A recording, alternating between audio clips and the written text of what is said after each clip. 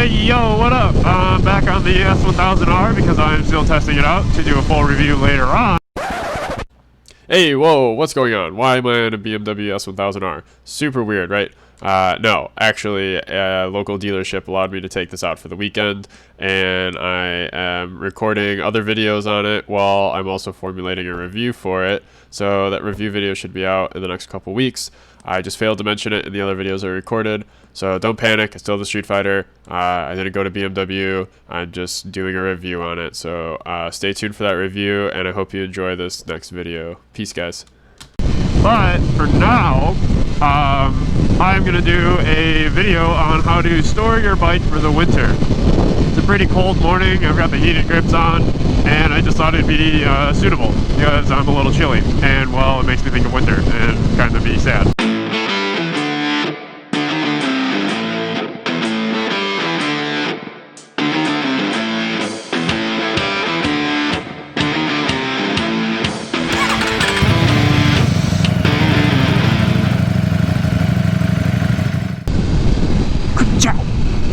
Yeah!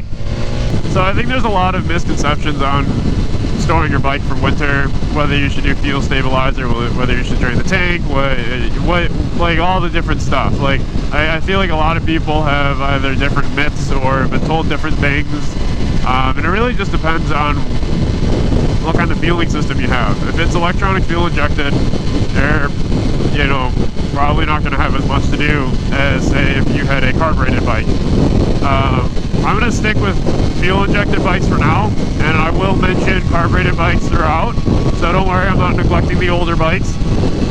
One of the first things you want to do for winter storage is you're going to want to put fuel stabilizer in your tank. Make sure you have a full tank of gas, so go fill it up, throw some fuel stabilizer in there, and there's going to be instructions on the back of the stabilizer how much you should put in per gallon. So depending on how big of a fuel tank you have, will determine how much you put in there.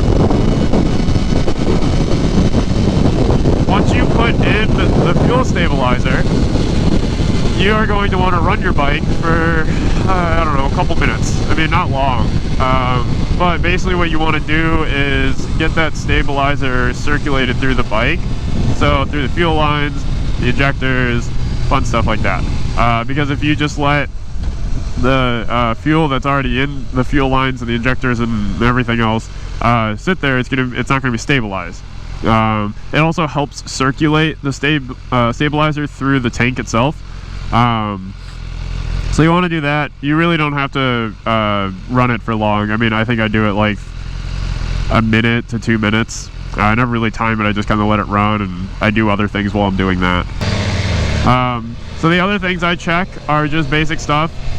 It's a little easier for me to do these things because I have stands for my bike, so it's up in the air. So I'll spin the front tire around, make sure there's no nails or anything in there, and then I will check the tire pressure. I do the exact same thing for the rear.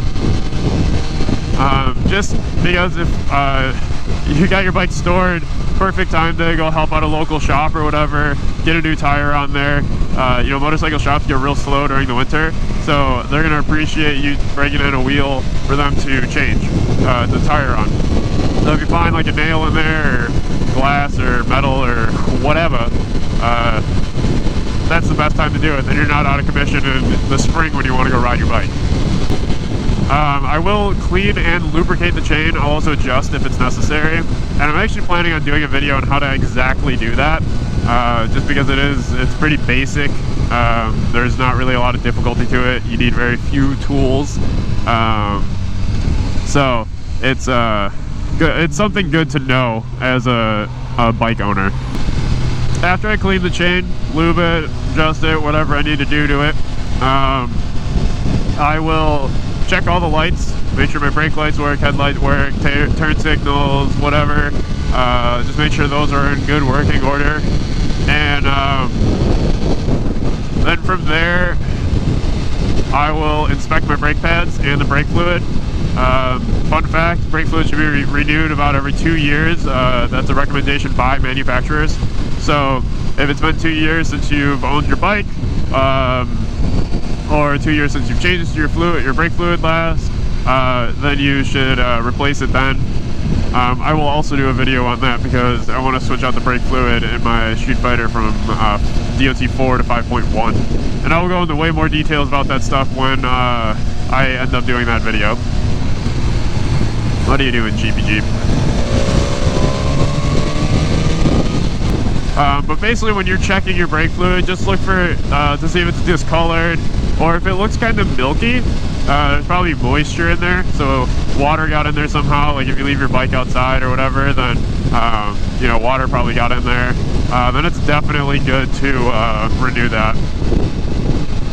And then after all of that, I mean, there's not, like I said, there's not a lot to it. So just checking the basic stuff.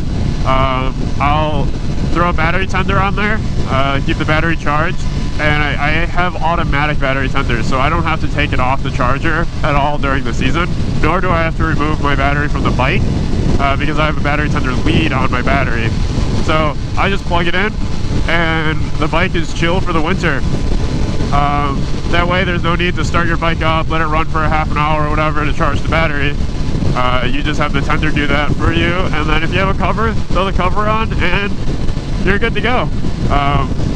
So, like I said, not really difficult to do, very easy. If you guys want me to do a video when it gets closer to me actually winterizing motorcycles, or the time to actually winterize my bike, I will do a video of me actually doing it. Alright, well that about sums up the video. Just a quick summary on what you're supposed to do to winterize your bike.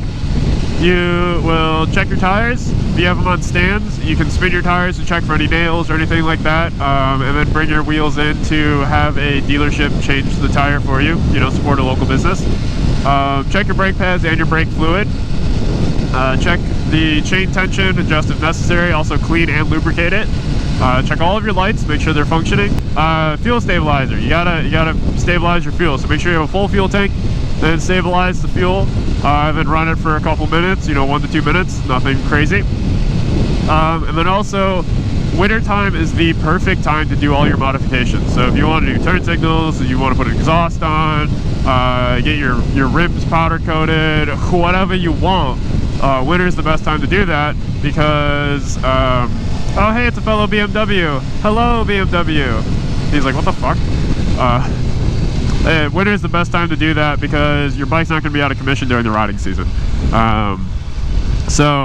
I definitely recommend doing all of your modifications during the winter. But that's about it for the video. It's a short one, pretty easy. Leave a like.